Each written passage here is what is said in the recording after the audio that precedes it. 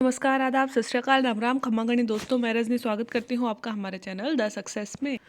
तो दोस्तों आज हम पढ़ेंगे 10th क्लास की जो एनसीईआरटी है उसका 4th चैप्टर जिसका नाम है कृषि मतलब एग्रीकल्चर। ठीक है, तो बिना देरी किए बिना मेरे झकझक पक पक के शुरू करते हैं। ठीक है, कृषि की दृष्टि से भारत एक महत्वपूर्ण देश है। इसकी 2/3 जनसंख्या कृषि कार्यों में संलग्न। जी हाँ, दोस्तों हमारी 70% से भी ज़्यादा जनसंख्या आज भी खेती में संलग्न है, मतलब कृषि कार्य करती है। कृषि एक प्राथमिक क्रिया है। हमारे जो हमारे क्रियाकलाप है कार्य की दृष्टि से इनको 4 भागों में बांटा गया है। वैसे 5 में भी बांटा गया है, लेकिन मोटे तौर पर 3 या फिर 4 में हम बोल सकते हैं। जैसे कि पहले में आती है प्राथमिक क्रियाएं, द्वितीय क्रियाएं, तृतीय क्रियाएं, चतुर्थ क्रियाएं। प्राथमिक क्रियाओं में जैसे कि कृषि करना, पशुपालन करना, खनन करना, शिकार करना, मछली पालन, मत्स्य पालन, पशुपालन, ये सब आएंगी। सेकंड में विनिर्माण आ जाएगा। थर्ड में जो सेवा क्षेत्र आ जाएगा, और फोर्थ में उच्च स्तरीय सेवा क्षेत्र आ जाएगा। ठीक है, तो इस तरह से हमारे जो क्रियाकलाप हैं, हमारे जो सेक्टर्स हैं, उनको 4 भागों में बांट दिया गया है। खाद्यान्नों के अतिरिक्त यह विभिन्न उद्योगों के लिए कच्चा माल प्रदान करती है, जैसे चाय, कॉफ़ी, मसाले इत्यादि का निर्यात भी निर्यात किया जाता है। तो ना सिर्फ हमें खाने के लिए अनाज देती है, बल्कि यह बहुत सारी इंडस्ट्रीज़ के लिए कच्चा माल उत्पादित करती है। जैसे गन्ने के लिए चीनी के लिए गन्ना उत्पादित करती है, वस्त्र उद्योग के लिए कपास उत्पादित करती है, चाय उद्योग के लिए चाय उत्पादित करती है, मसाले, कॉफ़ी इत्यादि इसके एग्जाम्पल हैं। कृषि के प्रकार। कृषि हमारे देश में प्राचीन आर्थिक क्रिया है। पिछले हजारों वर्षों के दौरान भौतिक, पर्यावरण, प्रौद्योगिकी और सामाजिक सांस्कृतिक रीति रिवाजों के अनुसार खेती करने की विधियों में भी सार्थक परिवर्तन हुआ है। जीवन निर्वाह की खेती से लेकर वाणिज्यिक खेती तक कृषि के अनेक प्रकार हैं। वर्तमान समय में विभिन्न भागों में निम्नलिखित प्रकार के कृषि तंत्र अपनाए जाते हैं। तो विश्व में कैसे कैसे कृषि की जाती है वो थोड़ा सा इसमें ज़्यादा नहीं, थोड़े थोड़े रूप में समझाएगा। ठीक है, तो प्रारंभिक जीविका निर्वाह कृषि, इसकी अगर डिटेल हमें पढ़नी है तो ये 12th क्लास के चैप्टर्स में है, डिटेल में है ना, कि हमारी कृषि कितने प्रकार की होती है। इसमें थोड़ा शॉर्ट में समझाएगा। पहला है प्रारंभिक जीविका निर्वाह कृषि, मतलब कि शुरुआत में जो हम सिर्फ और सिर्फ अपने जीविकोपार्जन के लिए करते हैं, व्यापार वगैरह के उद्देश्य के लिए नहीं करते, उसे बोलते हैं प्रारंभिक जीविका निर्वाह कृषि। इस प्रकार की कृषि भारत के कुछ भागों में अभी भी की जाती है। प्रारंभिक जीवन निर्वाह कृषि मुख्य रूप से छोटे टुकड़ों पर आदिम कृषि औजारों जैसे लकड़ी के हल, दांव और खुदाई करने वाली छड़ी तथा परिवार अथवा समुदाय श्रम की मदद से की जाती है। इस प्रकार की कृषि प्राय मानसूनी मृदा में प्राकृतिक उर्वरता और फसल उगाने के लिए अन्य पर्यावरणीय परिस्थितियों पर निर्भर करती है। तो ये कह रहा है कि अभी भी भारत के कुछ भागों में जो कि मतलब एकदम आदिवासी टाइप लोग जीवन जी रहे हैं, उसमें प्रारंभिक जीविका निर्वाह कृषि की जाती है। इस कृषि में क्या करते हैं, भूमि का एक छोटा सा टुकड़ा होता है जिसमें आदिम प्रकार के, मतलब प्राचीन प्रकार के ही हल, औजार वगैरह यूज़ करते हैं वो, और उससे खुदाई कर लेते हैं। ठीक है, फिर परिवार के समुदाय मिलकर ही मतलब उसकी मतलब हाथ से ही बटाई वटाई करके उस तरह से अनाज पैदा करते हैं। और इसमें जो उर्वरता है, मतलब इसमें कृषि सिर्फ क्योंकि सिंचाई विचाई के साधन नहीं होते हैं, मानसून पे डिपेंड करती है। मृदा में कोई वो खनिज वनिज भी नहीं, उर्वरक वगैरह स्पेशल नहीं डालते हैं, कृत्रिम जो प्राकृतिक होते हैं वही होते हैं। और फसल उगाने के लिए भी टोटली पर्यावरणीय परिस्थितियों पर ही निर्भर करते हैं। तो यह होती है हमारी कौन सी कृषि, प्रारंभिक जीविका निर्वाह कृषि। इसे कर्तन और दहन प्रणाली, मतलब झूमिंग कृषि जो है ना अपनी, स्लैश और बर्न, वो भी कहते हैं। स्लैश और बर्न कृषि, कर्तन दहन प्रणाली भी कहते हैं। किसान जमीन के छोटे से टुकड़े को साफ करके उस पर परिवार के भरण पोषण के लिए अनाज और अन्य खाद्य फसलें उगाते हैं। जब मृदा की उर्वरता कम हो जाती है तो किसान उस भूमि के टुकड़े से स्थानांतरित हो जाते हैं और कृषि के लिए भूमि का दूसरा टुकड़ा साफ करते हैं। इस प्रकार के स्थानांतरण से प्राकृतिक क्रियाओं द्वारा मिट्टी की उर्वरता शक्ति बढ़ जाती है। चूंकि किसान उर्वरक तथा अन्य आधुनिक तकनीकों का प्रयोग नहीं करते, इस प्रकार इस कृषि की उत्पादकता कम ही होती है तथा देश के विभिन्न भागों में इस प्रकार की कृषि को विभिन्न नामों से जाना जाता है। तो इसमें किसान करते हैं क्या है, मतलब मोस्टली आदिवासी लोग ही होते हैं। जो भूमि पे जंगल होते हैं उन जंगलों को आके जला जला देते हैं। जलाने से क्या होती है, भूमि भी साफ हो जाती है, और भूमि साफ हो जाती है और उस पर जो राख होती है, राख की उर्वरता भी हो जाती है। अब इस पे वो कृषि करते हैं 2-3 साल तक। अब इस पे कृषि करके 3-4 साल कृषि करते हैं, फिर क्योंकि इसमें प्राकृतिक उर्वरता होती है और कोई खाद वगैरह का यूज़ करते नहीं है, तो 2-3 साल में इसकी उर्वरता खत्म हो जाती है। जब इसकी उर्वरता खत्म हो जाती है तो वो दूसरी जगह चले जाते हैं, इस भूमि को यूं ही खाली छोड़ देते हैं, दूसरी जगह चले जाते हैं और दूसरी जगह फिर से जो वन होते हैं उन वनों को जलाते हैं और फिर उसमें कृषि करते हैं। 3-4 साल जब तक उर्वरता रहती है कृषि करते हैं, फिर दूसरी जगह चले जाते हैं। इस तरह स्थानांतरण करते रहते हैं। इस तरह की कृषि को कर्तन मतलब कि जलाओ और काटो, है ना, मतलब पहले काट देते हैं या जला देते हैं जंगलों को, उसके बाद में खेती करते हैं। ठीक है, तो इस प्रकार की कृषि में वैसे तो ठीक है, प्राकृतिक उर्वरता होती है, ज़्यादा उर्वरता नहीं होती, इसलिए उपज भी इसमें कम ही पैदा होती है। अलग अलग भागों में देश के अलग अलग नामों से जाना जाता है, जैसे कि उत्तरी पूर्वी अपने जो नॉर्थ ईस्ट है उसमें, जैसे असम, मेघालय, मिजोरम और नागालैंड में इसे झूमिंग कृषि, जो हम सब इसे मोस्टली इसी नाम से जानते हैं, झूमिंग कृषि भी कहते हैं। मणिपुर में पामलू कृषि और छत्तीसगढ़ के बस्तर जिले में बस्तर जिले और अंडमान निकोबार द्वीप समूह में इसे दीपा कृषि भी कहा जाता है। एमपी में भी इसे दीपा कृषि ही कहा जाता है। तो मणिपुर में इसे पामलू, ये पामलू नाम तो भाई मैंने भी पहली बार सुना है। बहुत सारे नाम पढ़े हैं झूमिंग कृषि के, बट पामलू नाम तो मैंने भी आज ही सुना है। और इसके अलावा अंडमान निकोबार द्वीप समूह है और छत्तीसगढ़ में इसे दीपा भी कहते हैं। ठीक है, तो ये सारे इसी के नाम हैं। झूम कृषि इसको क्यों बोलते हैं?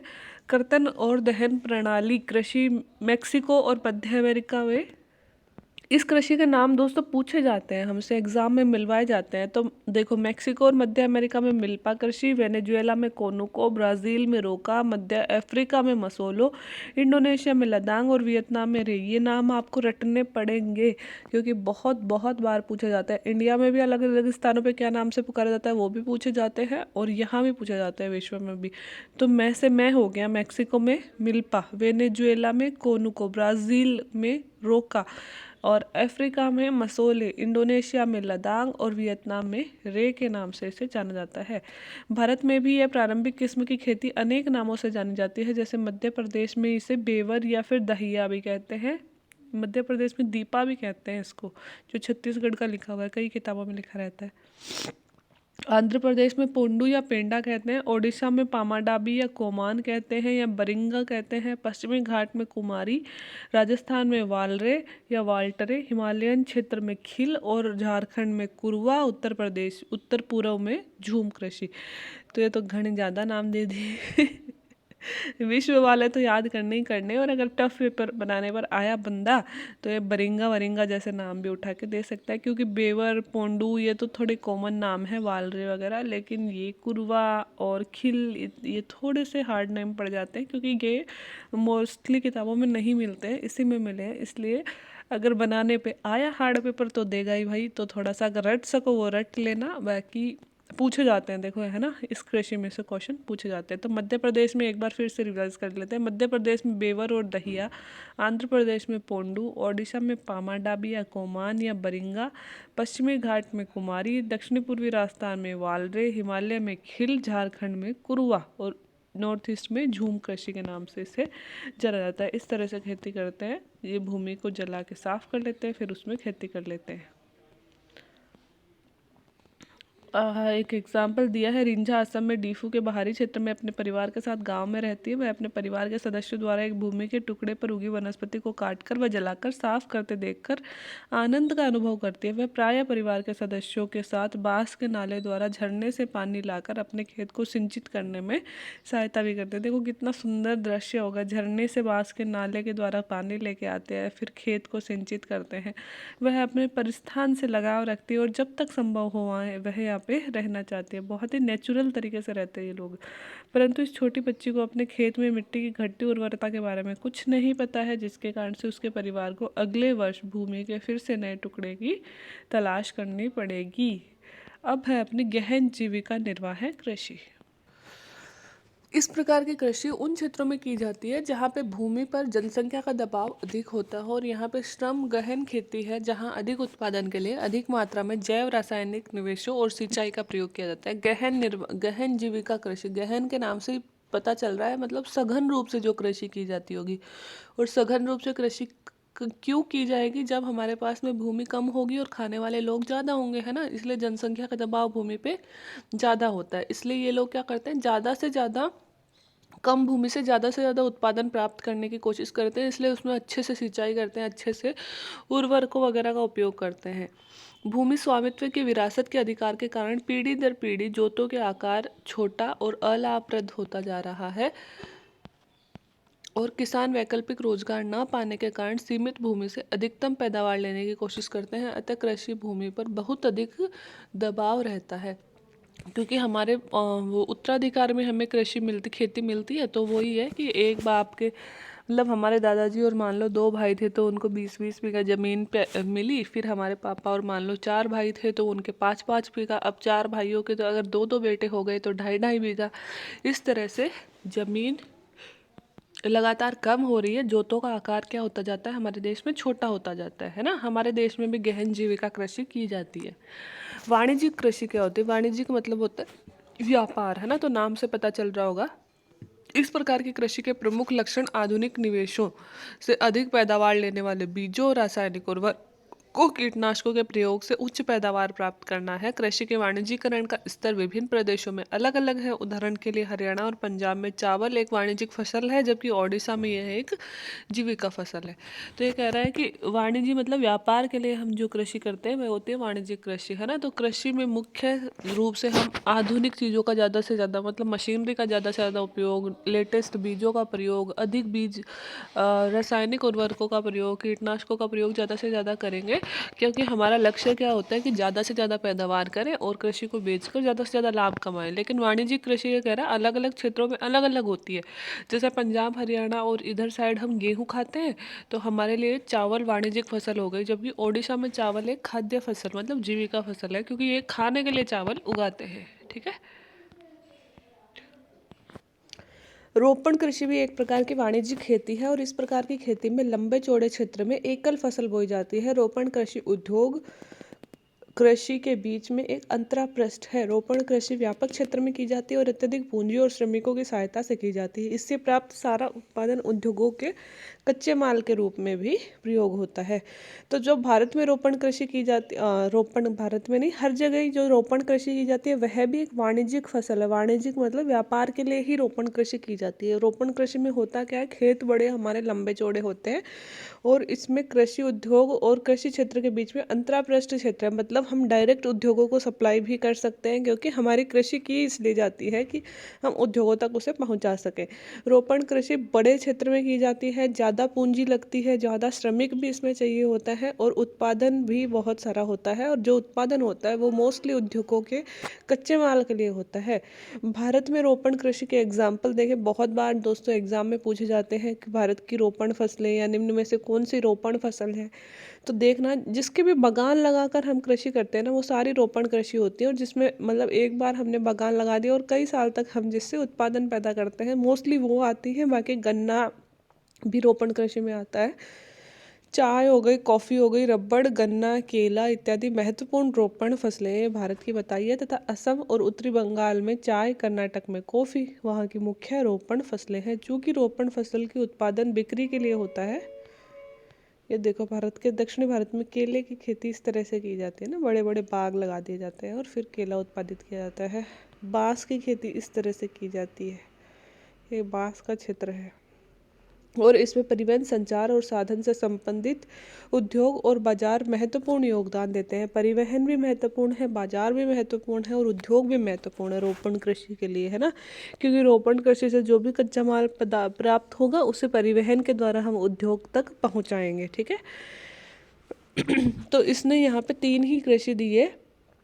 एक तो कौन सी कृषि दी इसने? रोपण। एक जीविका निर्वाह कृषि दी थी, गहन जीविका कृषि दी। और एक इसने दी है अपनी जो झूमिंग कृषि है वो वाली, है ना। बाकी कृषि के वैसे तो 14 प्रकार हैं, लेकिन 12th की किताबों में मोस्टली 14th प्रकारों का वर्णन किया गया है, जो हम आगे चलेंगे तब पढ़ेंगे। अब शस्य प्रारूप। शस्य प्रारूप क्या होता है? बहुत क्वेश्चन पूछे जाते हैं हमारे नेट की एग्जाम में इससे, और कॉलेज लेक्चरर और स्कूल लेक्चरर में। बताऊँ क्यों? क्योंकि हमारे सिलेबस में होता है एग्रीकल्चर ज्योग्राफी, और एग्रीकल्चर ज्योग्राफी में ना इनसे बहुत क्वेश्चन पूछे जाते हैं। शस्य गहनता क्या होता है, शस्य प्रारूप क्या होता है, और बहुत सारे बच्चों के तो ऊपर से चला आता है ना। तो जब हम बेसिक चीज़ों को पढ़ेंगे ना तो हमारे समझ में आएगा। फिर आप जब एग्रीकल्चर ज्योग्राफी की मोटी मोटी किताबें भी पढ़ोगे ना तब आपके समझ में आएगा, जब आप बेसिक कंसेप्ट आपके क्लियर होंगे। ठीक है। तो यहाँ पे थोड़ा सा ध्यान से समझना। शस्य प्रारूप। भारत आपने भारत की भौतिक विविधताओं और संस्कृतियों की बहुलताओं के संबंध में अध्ययन किया है। ये देश में कृषि पद्धति और शस्य प्रारूपों में प्रतिबिंबित होता है। देश में बोई जाने वाली फसलों में अनेक प्रकार के खाद्यान्न, रेशे वाली फसलें, सब्जियां, फल, मसाले इत्यादि शामिल हैं। भारत में 3 शस्य ऋतुएं होती हैं, जैसे रबी, खरीफ और जायद। ये कह रहा है कि भारत में अलग अलग फसलें बोई जाती हैं अलग अलग टाइम पे, जैसे रबी में अलग, खरीफ में अलग, जायद में अलग, है ना। अलग अलग प्रकार की फसलें, मसाले इस तरह से बोए जाते हैं। पहले इसने बताया रबी की फसल, रबी, खरीफ और जायद तो आप सबको याद होनी चाहिए। जो सर्दियों में होती है वो रबी, जो गर्मियों में होती है वो खरीफ, और जो इन दोनों के बीच में मार्च अप्रैल में ककड़ी तरबूज उगाए जाते हैं वो जायद। तो रबी की फसलें शीत ऋतु में अक्टूबर से दिसंबर में बोया जाता है, और ग्रीष्म ऋतु में अप्रैल से जून तक के मध्य काटा जाता है। मतलब हम सर्दियों में तो उगाते हैं, जब गर्मियों वाली फसल की कटाई कर लेते हैं उसके बाद में तो उगाते हैं, और फिर हम होली के आसपास इसकी लावणी कर लेते हैं। लावणी तो समझते हो ना, मतलब फसल की कटाई करना। तो इसमें क्या होता है, सर्दियों में क्या उगाते हैं अपन, गेहूं, जौ, मटर, चना, सरसों मुख्य रबी की फसलें हैं। यद्यपि ये फसलें देश के विस्तृत भागों में बोई जाती हैं, और उत्तर और उत्तरी पश्चिमी राज्य जैसे कि पंजाब, हरियाणा, हिमाचल प्रदेश, जम्मू कश्मीर, उत्तराखंड और उत्तर प्रदेश में गेहूं और अन्य रबी के फसल उत्पादन के लिए महत्वपूर्ण है। शीत ऋतु में शीतोष्ण पश्चिमी विक्षोभों से होने वाली वर्षा इनके लिए अधिक उत्पादन में सहायक होती है। तो जो पश्चिमी विक्षोभों से जो वर्षा होती है उसे हम कहते हैं मावठ, और मावठ हमारी रबी की फसल के लिए बहुत इंपॉर्टेंट होती है। पंजाब, हरियाणा, पश्चिमी यूपी, राजस्थान के कुछ भागों में हरित क्रांति की सफलता भी रबी की फसलों में वृद्धि का एक महत्वपूर्ण कारक है, क्योंकि पंजाब, हरियाणा, यूपी में ही सबसे ज़्यादा हरित क्रांति आई थी, और जब हरित क्रांति सफल हुई तो सबसे ज़्यादा लाभ पंजाब, हरियाणा के किसानों को ही मिला है। तो ये चावल की खेती का एक दृश्य है। इस चीज़ से मुझे एक चीज़ ज़रूर याद आई, ये जो लाइट वाला खंभा लगा हुआ है ना, हमारे जो गांव में खेत है ना उसके भी बीचों बीच सेम ऐसे ही खंभा लगा हुआ है, सेम ऐसे ही। और हमें मतलब जब भी हम खेत में जाते उस खंभे के पास जाने में बड़ा मज़ा आता था, क्योंकि उसमें एक तो झाड़ी लगी हुई थी जिस पे पतले पतले बेल लगे होते थे, और ऐसे ही उसके चारों तरफ घास उगी होती थी, खाली जगह होती थी, उसमें जाने में बड़ा अच्छा लगता था। और उसमें से वो तारों में से टन टन अजीब सी आवाज़ आती रहती थी, वो भी बहुत सुनते थे हम जब छोटे थे तब। लग रहा है जैसे हमारा खेत हो, बट हमारे शेखावाटी में तो चावल नहीं उगाए जाते हैं क्योंकि पानी नहीं है इतना, है ना। खरीफ की फसलें देश के विभिन्न क्षेत्रों में, अब हम रबी की फसल हमने पढ़ ली कि अक्टूबर में बोई जाती हैं और मार्च अप्रैल में काट ली जाती हैं। अब है खरीफ। खरीफ की फसलें देश के विभिन्न भागों में मानसून के आगमन, जैसे ही जून जुलाई में मानसून आता है, अगस्त में आता है, जब भी आता है जब हम उगाते हैं, ठीक है। अब जैसे अगस्त में बारिश आ गई तो सितंबर अक्टूबर में ये सॉरी जून जुलाई में जैसे बारिश आ गई तो बारिश के साथ ही हम खरीफ की फसलें उगा देते हैं। सितंबर अक्टूबर में मतलब दिवाली के आसपास हम लोग लावणी कर लेते हैं, मतलब फसल काट लेते हैं। इस ऋतु में बोई जाने वाली मुख्य फसलों में चावल, मक्का, ज्वार, बाजरा, तुरिया, अरहर, मूंग, उड़द, कपास, जूट, मूंगफली और सोयाबीन शामिल हैं।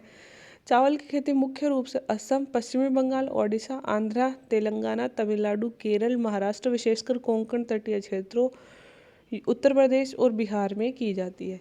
पिछले कुछ वर्षों में चावल पंजाब और हरियाणा में बोई जाने वाली महत्वपूर्ण फसल बन गई है ना। क्यों? हरित क्रांति के बाद में चावल ही सबसे ज़्यादा उगाया जाता है पंजाब हरियाणा में। असम, पश्चिमी बंगाल और ओडिशा में धान की 3 फसलें उगाई जाती है। पश्चिमी बंगाल का याद रखना, 3 फसलें उगाई जाती है धान की, अमन, ओस और बोरो, ठीक है। मतलब एक साल में 3 बार चावल उगाते हैं पश्चिमी बंगाल वाले, और उन 3 बार जब उगाते हैं तब उनको अलग अलग नाम दिया जाता है, ओस, अमन और बोरो। रबी और खरीफ ऋतुओं के बीच में ग्रीष्म ऋतु में बोई जाने वाली फसल को जायद कहते हैं। जायद कब उगाते हैं? मार्च अप्रैल में, है ना। जब हम खरीफ की फसल काट लेते हैं और रबी की फसल बोने से पहले, मतलब रबी की फसल काट लेते हैं हम होली के आसपास, और खरीफ की फसल हम मानसून के आगमन के साथ उगाते हैं। उससे पहले जिसके थोड़ा बहुत पानी होता है ना, वो लोग ये जायद की फसल उगा लेते हैं। इसमें क्या उगाते हैं? तरबूजे, खरबूजे, खीरे, सब्जियां और चारे की फसलें उगाई जाती हैं। और जो गन्ना है, गन्ने की फसल को तैयार होने में पूरा 1 साल लगता है ना। गन्ना मतलब पूरा 1 साल लेता है पकने में, ठीक है। तो आज के लिए इतना ही करें, बाकी कल पढ़ लेते हैं। अब मुख्य मुख्य फसलें पढ़ेंगे, कौन सी फसल कहाँ होती है, तो वो हम कल करते हैं। तो आज के लिए इतना ही। आई होप दोस्तों वीडियोस आपको अच्छे लग रहे होंगे, समझ में आ रहे होंगे। अगर अच्छे लग रहे हैं तो please do like, share and subscribe my channel. बाकी वीडियो देखने के लिए thank you so much, bye bye.